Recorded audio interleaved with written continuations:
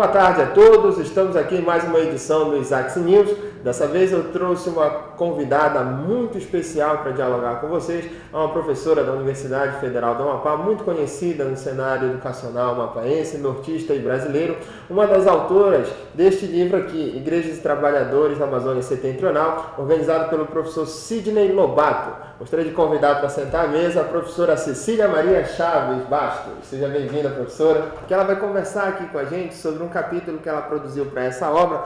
O capítulo é A Educação, Escola Destribaliza, Mata e Come, ou a Escola Indica o Caminho. Ela fez uma abordagem sobre o CIMI no processo de escolarização dos povos indígenas do Oiapoque no período de 1974 até o período de 1986. Professora, boa tarde, seja bem-vinda. É uma satisfação muito grande receber. A senhora pode fazer uma abordagem mais geral sobre esse capítulo que a senhora produziu, sobre a atuação do CIMI nesse período? Bem, primeiro eu gostaria de agradecer o convite. Falar sobre educação escolar indígena sempre é muito importante. E gostaria de dizer que esse livro ele foi fruto de uma parceria entre o professor Sidney, que foi o grande mentor dessa obra, e mais alguns colegas, inclusive colegas ex-alunos, tanto do mestrado quanto da graduação. Então, esse livro ele foi construído a várias mãos e é um livro muito singular, porque trata exatamente da Igreja e Trabalhadores. É um tema ainda muito caro para nós, que a gente ainda precisa trabalhar mais pesquisas sobre essa temática que é tão importante, né? A própria igreja precisa trabalhar também com esse conteúdo. E o professor Sidney, nesse convite para formalizar esse livro, nos deu a possibilidade de trabalhar falando sobre o Conselho Indigenista Missionário aqui no Amapá, sua atuação.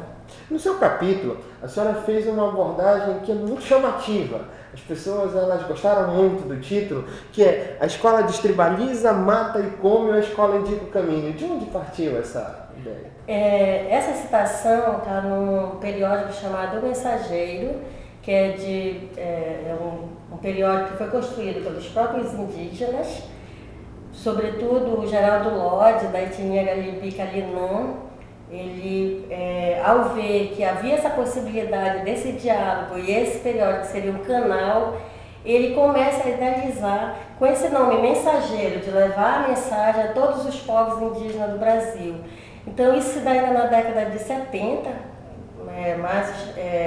1979, para ser mais precisa, e ele idealiza, e o CIMI, Conselho Indígena Missionário, ele vai fazer uma espécie de assessoria. Sabemos que os povos indígenas são ágrafos, não guardam muito documentos, não tem esse instrumento de divulgação. Então o CIMI, ele entra nessa parceria, nessa assessoria, de começar a fazer esse trabalho de edição do Mensageiro.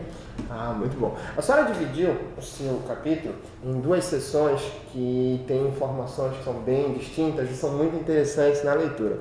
A primeira sessão dela fala sobre especificamente a presença do CIMI Norte 2 na região lá do Açá, no território federal do Amapá como um todo. A senhora pode contar para a gente um pouco o contexto da criação do CIMI nesse cenário e como se deu a atuação dele nesse território? Sim, a presença do CIMI aqui, na verdade, ela inicia com o PIME, que é o Pontifício Instituto das Missões Estrangeiras. O PIME ele entra em 1948 e ao longo desse período ele começa a trazer padres italianos aqui para esse território. Então é uma longa história, eu não vou fazer uma digressão aqui, mas o interessante é que entre os padres do PIME que vieram para essa região, em 1972 chega o padre Nélio Rufaldi.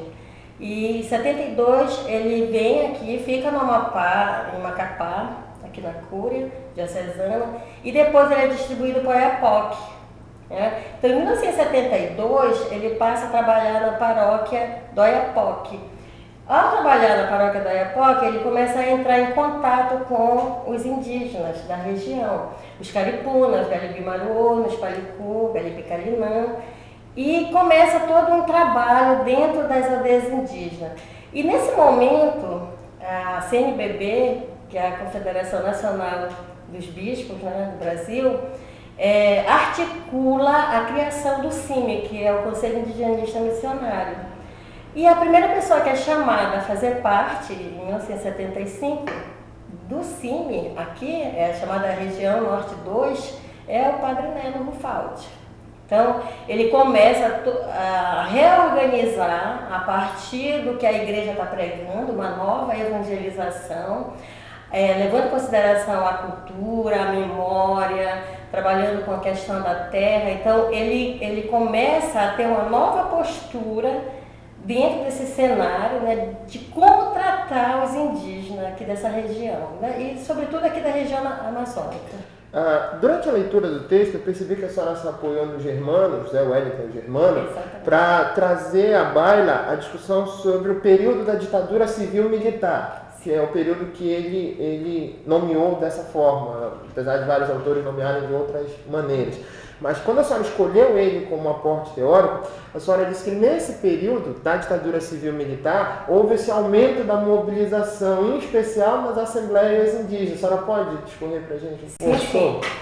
O Germano, eu acho muito interessante o que ele traz em termos de conceito de ditadura civil-militar, porque a gente foca muito só a ditadura militar, mas na verdade, nós podemos considerar, segundo Germano, que houve uma coligação de forças que vão formalizar esse governo, né, dentro da ditadura.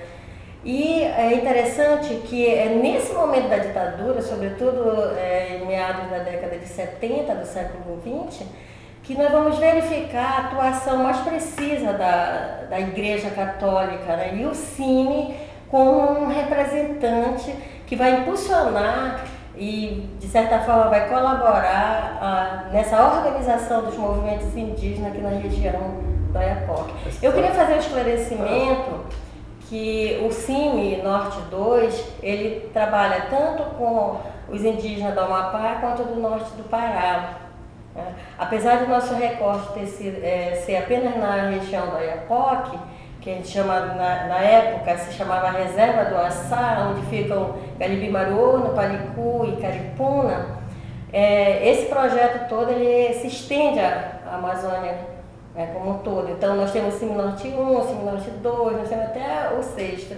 Mas aqui, essa região que o CIMI abrange, que é o CIMI Norte 2, sobretudo aqui a gente está tratando sempre dos povos indígenas do Amapá e do norte do Pará. Isso, esse povo da região do Oiapoque. E aí especifiquei um pouco mais que são os povos indígenas do Oiapoque. Nesse período abordado aqui na sua obra, nós percebemos que a presença do Estado dentro do cenário educacional ele se dava através do programa curricular para a zona rural e do programa Mobral. Como que a senhora enxergou nesse cenário esses programas dentro das escolas indígenas da região do Açá? Esse programa da escola rural, ele funciona, porque as comunidades indígenas, as aldeias indígenas, para o governo do território federal na época, na década de 70, é a mesma coisa, não havia uma distinção entre ribeirinhos, extrativistas, indígenas, todos são considerados dentro desse programa como personagens de uma educação escolar rural. Então, esse currículo era formatado para todos os que não estavam na cidade. E aí os indígenas vão entrar nesse programa participando de tudo que era discutido em termos de educação rural. Entende? Então eu vejo um pouco assim. E o Mobral, muito interessante, inclusive quando eu escrevi a tese, os professores da banca, eles ficaram muito interessados em saber, mas como é que funcionou o Mobral dentro das escolas? Em tese, o Mobral era para alfabetização de língua portuguesa. De língua portuguesa. E nós estamos tratando de indígenas. Como é que funcionou isso? Como é que funciona? Então, eu comecei a perceber, eu ouvi essa palavra Mobral, eu fiz esse trabalho aqui, eu quero só fazer ressaltar, que ele foi construído assim, a partir de várias fontes que eu fui garimpando, e dentre essas fontes eu encontrei o livro Tombo, na Cúria da Diocesana de Macapá, de São José. E a gente percebe que lá há um registro dos padres, e eles vão detalhando um pouco as ações que a Igreja Católica ela vai encaminhando dentro dessas comunidades. Esse relatório era bem minucioso das atividades dele? Então, sim, então eles fazem esse relato né, por dia, tal dia foi feito isso, tal dia foi feito aquilo, passamos em tal comunidade. E eu encontrei, como eu comecei a focar no Padre Nelo, porque o meu interesse era investigar, já que ele era o coordenador do CIMI, né? Então eu comecei a focar no que ele escrevia e sobretudo o que é que tinha lá na Oiapoque, nas igrejas. E eu fui encontrando que o Padre Nelo sempre relatava, olha, foi implantado no final da década de 70, o Mobral, e inclusive eu utilizo um fragmento de texto, né, do que ele está colocando. Por exemplo, ele foi com a comissão do Mobral, passaram, por exemplo, na aldeia Palicu, na aldeia Caripuna, na aldeia Garibe Maruorno, e foram coletando dados para essa implantação do Mobral. Então, uma coisa assim, muito interessante que talvez a gente nem possa imaginar. Sempre chama muita atenção quando alguém lê meu texto, quando eu falo na palavra Mobral para os indígenas. E funcionava, porque eu detectei que dentro das aldeias, nas escolas, nós temos pessoas de 17 a 45 anos, indígenas, estudando as etapas do Mobral. E essa questão do Mobral nas escolas indígenas nos chamou a atenção para um dos conflitos que a senhora narra no texto, que é o conflito com relação à língua nacional, que era a língua imposta pelo Estado via Mobral, via o Programa de Educação Rural, que é a língua portuguesa, e a língua materna, advinda do seio dessas comunidades indígenas. Como que deu esse conflito, a atuação do CIMI na solução desse conflito? Como é que a senhora enxergou? Nós temos que ir um pouco para trás para analisar um pouco como é que o Estado brasileiro ele começa a impor um processo de assimilação e civilização dos indígenas. E um dos elementos que o governo brasileiro utiliza é exatamente a língua.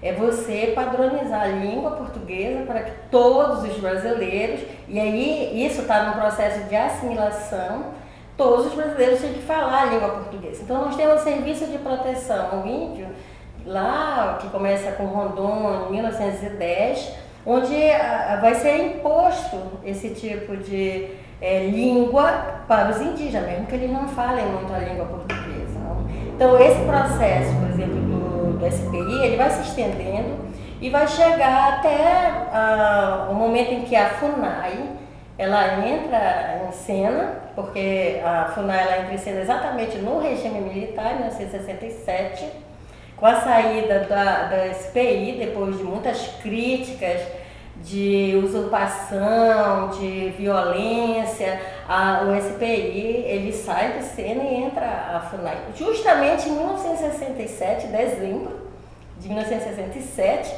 e logo após nós temos o AI-5, né, 68. Então, todo aquele pensamento do governo civil-militar é incorporado nessa questão da educação. Então, o Germano ele me traz muitos elementos que dá a possibilidade da gente perceber como é que esse processo todo ele vai se dar nesse momento. Né?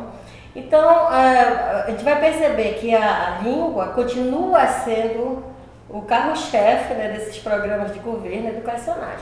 Tanto é que nós temos na 171 uma nova LDB, a primeira é em 61, e em 71 nós temos uma nova, que exatamente vai dar a tônica e diz assim, olha, primeiro tem que se aprender a língua portuguesa.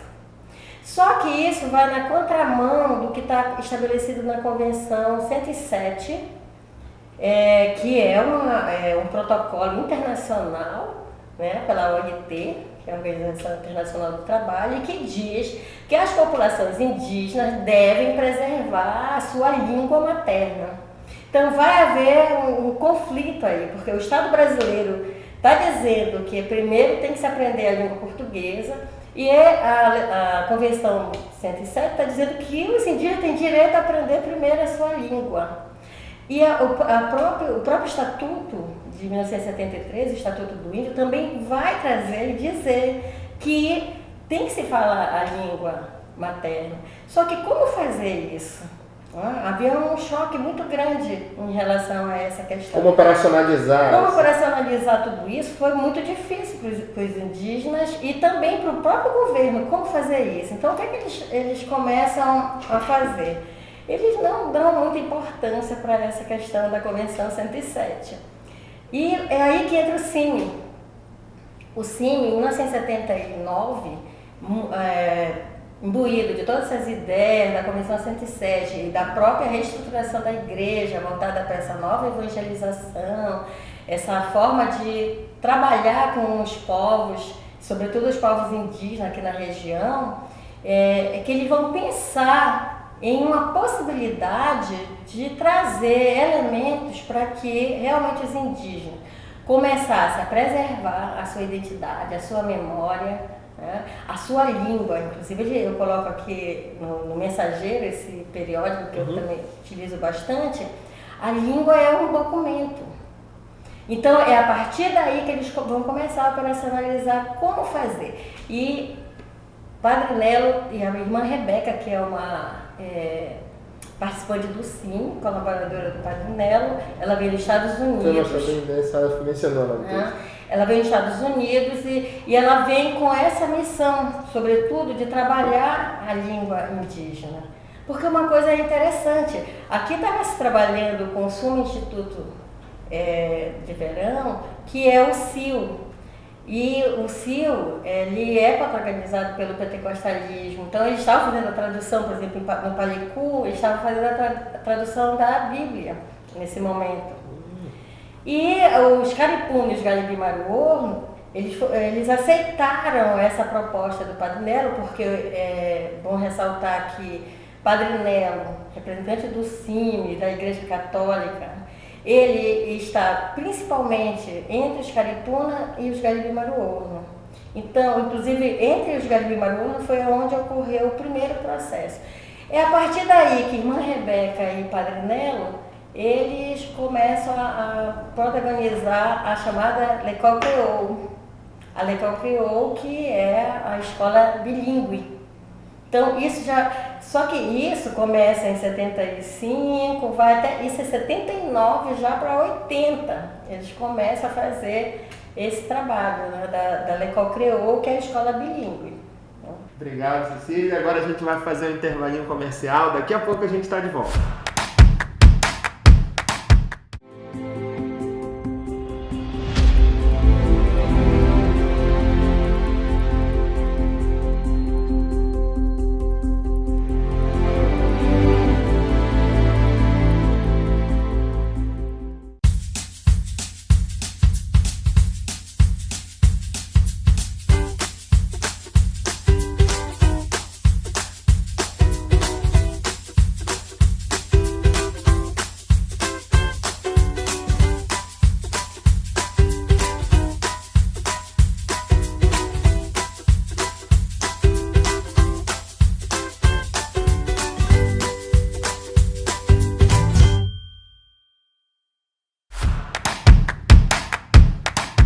Estamos de volta aqui com o Isaac News 2019. Estamos recebendo aqui na nossa bancada a professora Cecília Maria Chaves Brito Bastos. Ela que foi uma das autoras do livro Igreja e Trabalhadores na Amazônia Setentrional. Nós estamos aqui avaliando junto com ela o capítulo que trata do CIMI no processo de escolarização dos povos indígenas do Oiapoque. Recorte histórico no período de 1974 até 1986. A gente vai voltar aqui para a nossa conversa, professora, sobre a questão das assembleias indígenas. O CIMI, ele teve um papel muito ativo nessa região, nesse período avaliado. Em especial, os reflexos disso apareceram nas assembleias indígenas. A senhora pode falar um pouquinho para a gente? Sim, as assembleias indígenas foram de extrema importância para que esse processo de escolarização, sobretudo a L'École Créole, ela efetivamente funcionasse. O que são as assembleias indígenas? Elas começam por volta de 1974, sobretudo na região ali de Goiás, onde o CIMI está muito presente. E o que são essas assembleias indígenas? As assembleias indígenas têm essa ideia de conjugar esforços dos povos indígenas, das lideranças indígenas. Aqui ela representa, sobretudo, os movimentos indígenas, desde a América Latina, no Brasil e especialmente aqui na região do Açá. Então nós temos aqui nessa Assembleia Indígena, do Oiapoque especificamente, as 4 etnias do Oiapoque, que são os Caripunos, os Palicu, os Galibi-Maruorno e os Galibi-Calinã. Então as suas lideranças se organizam, né, tendo o CIMI um papel muito importante na articulação dessa organização. Então, essas assembleias indígenas, a primeira aqui na região é de 1976, onde exatamente eles vão pontuar quais são as necessidades, seja para a área da titulação de sua terra, a questão da saúde, a questão da educação, então pontos sensíveis e muito conflituosos aqui na região. Então, como lidar com tudo isso? O papel das assembleias indígenas, nesse momento, é o que vai realmente despertar, primeiro, essa conjunção de esforços entre os povos indígenas, fazendo com que eles tomem consciência desse papel que eles têm aqui na região e vejam que nós estamos em pleno regime militar. Então não há um diálogo com vários agentes aqui. Nós temos, por exemplo, os diretores de postos aqui na região, que eles têm um diálogo com o CIMI, têm um diálogo com o governo do Território Federal do Amapá, com a própria prefeitura da Oiapoque. Então vai haver uma relação muito interessante aqui, não só de violência física, mas também de diálogo. É impressionante como nós temos, por exemplo, o Frederico, que é digamos assim, um dos diretores de postos no Assá, que ele tem um diálogo muito bom com o Padre Nelo. E também tem um diálogo com as pessoas que entram do governo. Mas isso não quer dizer que não haja violência de outras formas, entende? Então, os indígenas sempre estão muito atentos. E nessas assembleias, eles discutem muito. Por quê? Por exemplo, nesse momento, é o momento em que a BR-156 ela está sendo aberta, né, em direção... todo mundo pensa que foi de Macapá para Oiapoque, mas na verdade veio de Oiapoque para Macapá nesse período. Tanto que teve um acidente muito famoso nesse período da abertura da BR. Exatamente. Então, assim, as assembleias indígenas, elas vão estar exatamente discutindo essa questão, por exemplo, dos limites territoriais, das reservas, sobretudo da reserva do Assá, e colocando as necessidades para a saúde, para a educação, para realmente garantir o seu território, garantir a sua identidade dentro desse território. Então eles discutem bastante com a FUNAI, porque a FUNAI acaba engabelando os indígenas e tanto é que hoje nós temos 17 quilômetros da rodovia 156 passando dentro do território Uaçá. Eu posso dizer então que o CIMI foi essencial nesse processo de discussão, de mobilização dos índios com os agentes estatais, com as secretarias? Sim, o CIMI é ele que faz essa interlocução entre todos esses agentes. Teve um papel muito importante e tem até hoje. Infelizmente, o Padre Nelo morreu no início desse ano, mas deixou um legado extremamente importante para o CIMI. Eu sinceramente não sei te dizer agora como é que está o CIMI, quem está atuando junto ao CIMI, mas Padre Nelo teve um papel importantíssimo. E não foi só na educação, em todos os outros aspectos, inclusive nos aspectos sanitários, de levar filtro para combater a questão da diarreia, uma série de coisas. E esse diálogo com os agentes, a prefeitura do Oiapoque, o representante do governo territorial, sobretudo por meio da SEC, que na época era a Secretaria de Educação e Cultura do território, e também com os diretores de postos, né, indígenas dentro das comunidades. E esse papel é tão relevante que até hoje, por exemplo, até hoje a gente percebe o reflexo de toda essa ação do CIMI. Então ele foi uma espécie de impulsionador, foi o que trouxe ferramentas, né, para todo esse processo dar certo a partir dos movimentos indígenas. Se a gente focar só na educação, a partir do CIMI e a partir do seu texto, houve uma consolidação, posso colocar dessa forma, de uma agenda indígena em torno da educação e da escola. Sim. O que tem ainda hoje? O que ainda permanece a partir desse trabalho? O que a senhora ainda enxerga hoje a partir desse contexto? Eu enxergo que esse processo impulsionou o protagonismo dos povos indígenas aqui na região.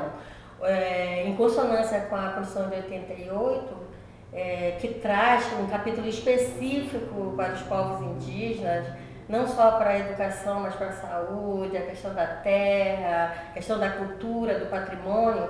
eu enxergo que esse processo foi de fundamental importância no final da década de 70, passando para a década de 80.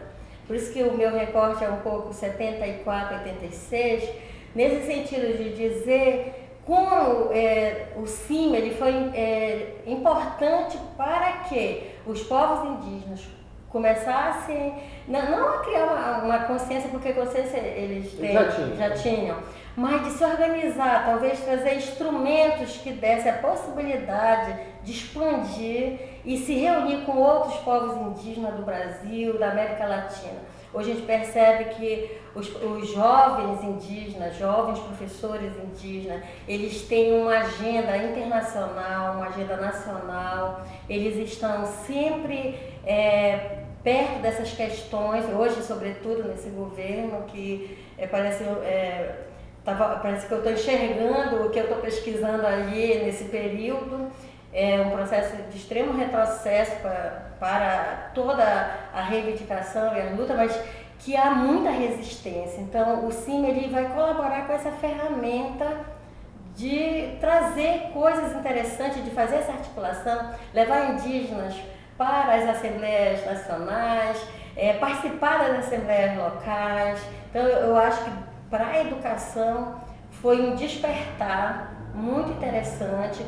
E chegar, veja que a gente está na década de 70 e 86 é quase véspera da promulgação da Constituição de 88. Então todo esse processo foi muito importante no Brasil todo, não só aqui, mas no Brasil todo, para que esse capítulo específico dos povos indígenas ele fosse concretizado dentro da Constituição. Então eu vejo o protagonismo dos indígenas e o protagonismo do próprio CIMI como um elemento fundamental em todo esse contexto que nós estamos trabalhando aqui. A senhora finaliza o seu capítulo com uma coisa que eu achei muito gostoso de ler. A senhora diz assim: as lideranças Caripuna e Garibi Maruono se mobilizaram para promover e garantir o respeito à língua materna, a preservação do seu território e da sua memória. A senhora ainda enxerga essas lideranças atuando nessa direção hoje? Sim, eu enxergo. Apesar de tudo que está acontecendo agora, por exemplo, está se falando em destituição de terra indígena, desapropriação, tirar. Ou seja, apesar de todo esse contexto, eu vejo que os povos indígenas são extremamente organizados, as assembleias indígenas continuam, eles fazem uma reflexão cotidiana, mensal, anual, eles fazem todo um trabalho e eles sempre falam. Quando na minha interlocução com eles, como professora do curso de licenciatura intercultural indígena, nas assembleias eles sempre falam: nós queremos sim aprender o que a sociedade envolvente tem a nos oferecer. Nós precisamos conhecer a sociedade envolvente. Nós precisamos saber o que eles têm, o que é interessante para nós. Então, esse protagonismo dos indígenas, porque pode se perguntar, mas por que os indígenas aceitaram a escola dentro de suas comunidades? Porque não é uma prática dos povos indígenas compreender a escola. E aí nós temos que pensar o que é educação escolar indígena e o que é educação indígena. Eu acho que é um ponto que é muito interessante. Eu não entro na discussão desses conceitos, porque eu estou trabalhando, são conceitos agora mais recentes. A gente teria um programa só para isso. Só para isso. Mas quando eu falo de educação escolar indígena, eu estou falando da escola, dentro das comunidades indígenas, com todo o seu aparato, e dizer que escola é escola em qualquer lugar. A sala de aula, o quadro, os livros didáticos, etc. Mas quando eu falo de educação indígena, é o que os indígenas, como eles se educam no seu cotidiano. No ato de pescar, no ato de fazer os seus mutirões, no ato de plantar, de cultivar. Então, isso, a criança indígena, ela aprende no seu cotidiano. E você pode me perguntar, mas os indígenas têm a escola dentro das comunidades? Sim, eles se apropriaram da escola como mais um elemento de educação. Porque nós temos, talvez, o hábito de pensar que a educação se dá somente na escola. E eles pensam, e isso é muito forte entre eles pensam a educação como tudo que eles aprendem no seu cotidiano. E a escola, ela é apenas um processo dentre esses processos de educação. Ok, eu quero muito agradecer, muito obrigado por ter aceitado o convite. Aqui o livro Igreja e Trabalhadores da Amazônia Setentrional você pode adquirir diretamente com os autores ou você pode entrar em contato com a editora Nepan. Tá? A editora Nepan, de Rio Branco, no Acre, comercializa o livro. Os próprios editores, cecilia.unifap.br, né, que é o seu e-mail. Você pode entrar em contato com a pesquisadora. Esses e outros temas, eles estarão também na Jornada de História da Educação na Amazônia. Essa jornada de estudos ela vai ocorrer na Universidade Federal do Amapá nos dias 10 e 11 de dezembro de 2019. Vai ter mesas redondas com mestrandos do programa de Educação e do programa de História e vai ter também 3 palestras. Professora Laura Alves, da UFPA, professor Vitor Nery, da UEAP e a professora Sônia Araújo, da UFPA. A você que ficou com a gente até agora, muito obrigado. Tá? A gente vai se despedindo por aqui e até a próxima.